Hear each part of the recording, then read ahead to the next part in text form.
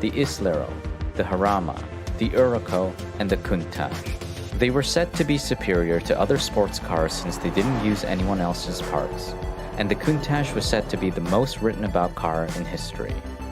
Unfortunately, Ferruccio's success came to a halt after facing a series of events beyond his control.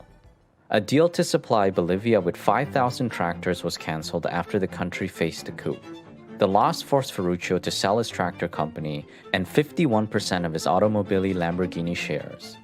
Later, the global stock market experienced a dramatic crash, and the OAPEC started an oil embargo.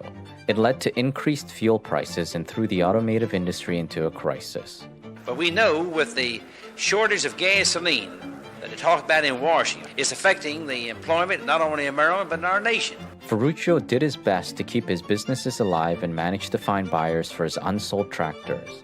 Still, he decided to retire early and sold the remaining 49% of his Automobili Lamborghini shares. But he did keep a heating company that he owned and gave it to his son Tonino.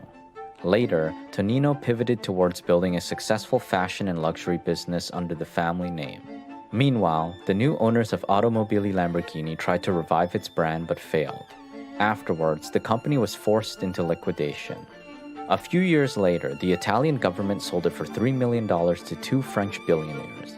They hoped to renovate the old Lamborghini facilities and hire new engineers, but they ran out of money and sold the company to Chrysler. Chrysler made plans to import the brand into the US but failed to make a profit, so they sold the company to an Indonesian conglomerate. While they had more luck in making sales, it wasn't enough to weather the financial crisis in Asia. It was then that Audi bought the company and recognized the need for greater attention to processes and product quality. Under their leadership, Lamborghini was able to meet the challenges of the 21st century and take back its place in the market.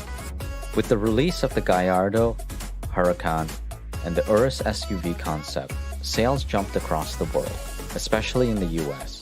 In